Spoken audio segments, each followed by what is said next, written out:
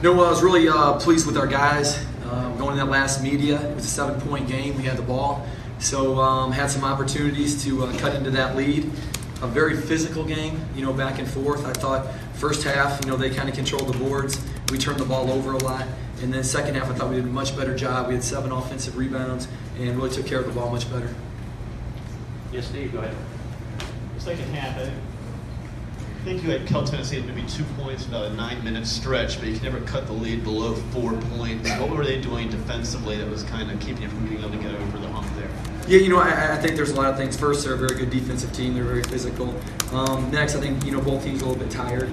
We played, a very short roster of guys tonight, and they played a lot of minutes, so we got a little bit tired. That's why I called the timeout that one stretch to try to give our guys some rest for offense.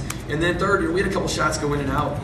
Matt Ryan had some good looks. Aaron Neesmith had 3 go in and out. If we're getting open shots and for our shooters, we're pleased with that.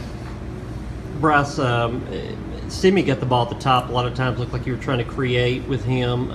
Couldn't finish at the rim. Looked like he was dipping under guys. What do you want to see differently out of him when he drives the ball?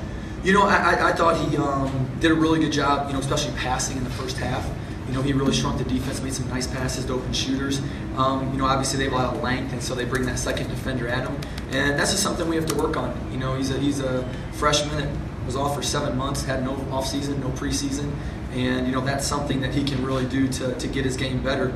If he finishes like that, he'll be really hard to defend on those elbows. Bryce, Williams had 43 against you guys in Nashville. Did you guys do anything differently, or how do you account for holding him to 14?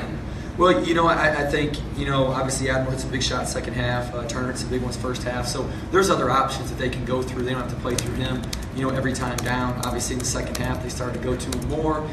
We tried to change up our coverages a couple different ways just to try and not let him get comfortable. But, it was more good. Some of our guys were just being physical and making him tough shots over the top. Anything else? Go ahead, Steve.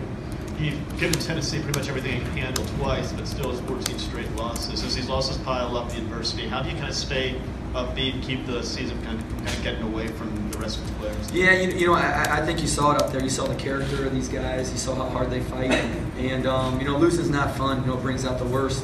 But, we're building something here. And, this is probably going to be the lowest point, obviously. But we got a great group of guys that are fighting. And we only have 1 senior. So these guys are all going to be back next year. And we can't wait for a great offseason and get started for next year when the season's done.